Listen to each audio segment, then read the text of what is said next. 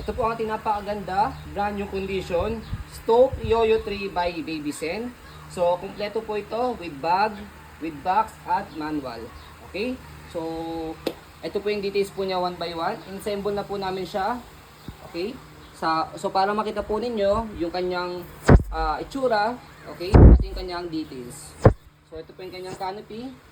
So, ito yung mga pagkakaiba nila ng previous version ng Yoyo 2. So, yung canopy niya, ayan, na-adjust na siya ng dalawa. Pwede siyang ganyan. Pwedeng ganito. Okay? So, yung Yoyo 2 kasi ganyan lang siya. Okay? So, pakita mo to. Sa mahaba na to, sa Yoyo 2 kasi may ganyan lang siya.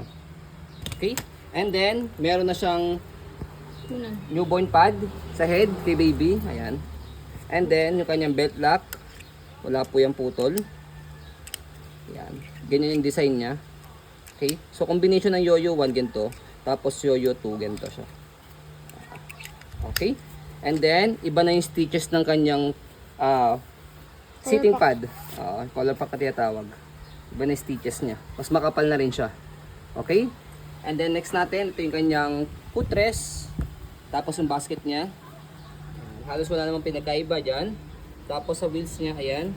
So, mas malaki na siya yung shock niya rito. Mas mataas na yung shock niya.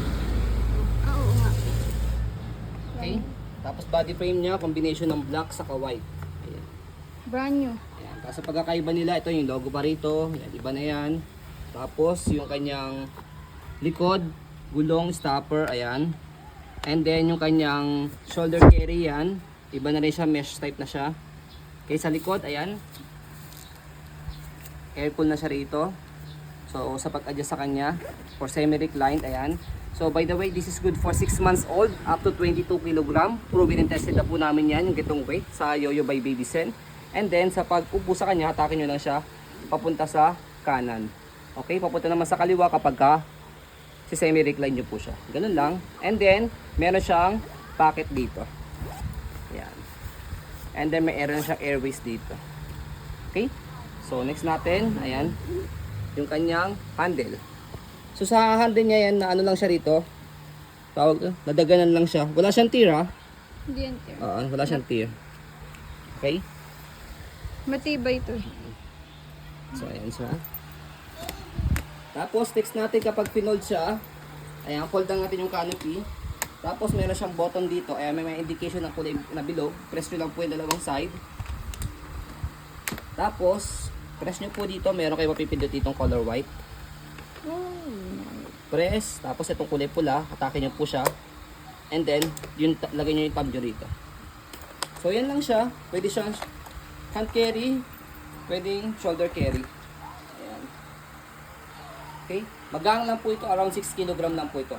Ang ganda-ganda kay Stoke Yoyo by Babysen is international, all airlines is cabin approved. Ito yung logo. Iba na rin siya. Napapalitan to ng color pa ka. Yes. Ang mahal ng brand nyo po ito, by the way, 30 yung frame. pero medyo mura lang po namin ito ibebenta compare sa mall price. Kasi ano, by parts yan ha. Ito, nakita nyo yan. Yung box frame lang talaga yan ha. Binili. Nasa 5,000 yung color pack. Nakalaki yun dyan. Tapos pag i-open nyo siya, tanggalin nyo lang siya dyan. Tapos subukan nyo lang siya. Okay? So sa pagbili kay Yoyo kasi is separate purchases. So katulad yung makikita nyo sa box is frame lang siya. Iba pa yung binibili dito na color pack na tinatawag. Ito pong canopy, saka yung kanyang sitting pad, and then saka yung bag. Okay? So kami binibenta na po namin siya ng kompleto. Gagamitin nyo lang po siya. So again, this is brand new condition. So isang stock lang po ito ng aming Stoke Yoyo 3 by Babysen. So pauna na lang po kayo dito po. So ang colorway niya by the way is aqua. So yan po, as you can see, very details po kami sa aming pag-video kasi aming siya policy. No refund, no exchange. What you see is what you get. So yun po, maraming salamat. Have a nice day and God bless po.